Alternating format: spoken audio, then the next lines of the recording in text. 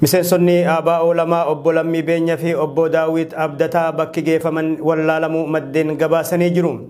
Miseensonni adda bilisummaa Oromoo gameeyyiin lameen mana hidhaa keessa turan keessaa erga baafamanii bakki geeffaman kan wallaalame. Obbo Lammii Beenyaa fi obbo Daawit Abdataa erga mana murtii waliigalaa Oromiyaa fi Federaalaatiin bilisa jedhamanii kan ukkaanfamanii bakki isaan geeffame wallaalame. Dhabamsiifamuun isaanii ammoo kan isaan yaaddesse ta'uu maatiin maddeen oduutti himaa jiru. Lammii Beenyaa fi Daawit Abdataa ajjecha artisti Haacaaluu Hundeessaa waxabajjii 29 bara 2020 raawwatameen booda kan hidhaman yeroo ta'u sababa hokkora kakaastanii fi yakkoota shororkeessummaan wal qabataniin kan himataman.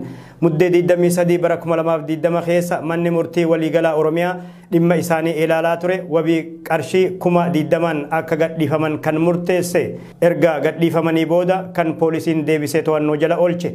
San booda adoolessa takka bara 2021 dhimmi isaanii oliyyannoon gara mana murtii waliigalaa federaalaatti kan geeffame yeroo ta'u guyyuma san oolmaa isaatiin obbo Lammii Beenyaa fi Daawit Abdataa bilisaan akka gadhiifaman ajaje.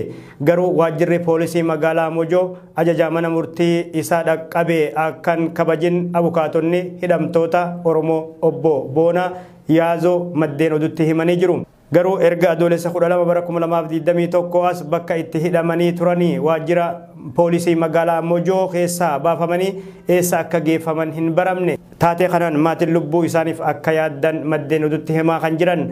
Obboleessi obbo Lammii Beenyaa Firaa'ol Beenyaa wixata ganama ciree geessuuf yeroo deemetti mana hidhaatii baafamanii jiru. Bakki isaan geeffaman ammoo hin baramne jee.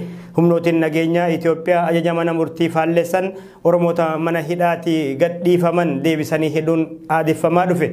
Qondaaltonni ABO obbo Abdii Raggaasaa fi obbo Gammachuu Ayyaanaa, Mikaa'el Booranaa akkasuma Kennesaa Ayyaanaatis erga manni murtii bilisaan gadhiiseen booda deebifamanii humnoota mootummaatiin hidhatti dachaafaman. Dubbi himaan adda bilisummaa Oromoo obbo Baattee Urgeessaa fi itti gaafataman waajjira muummee ABO Gadaa Oljirraa dabalatee gaazexeessonni sagalee bilisummaa Oromoo hidhamuunis kan yaadatamu. Oromoonni deebifamanii hidhaman kanneen eessa akka jiran maatii fi abukaattonni isaanilleen waan wallaalameef lubbuu isaaniif yaaddessaa uume.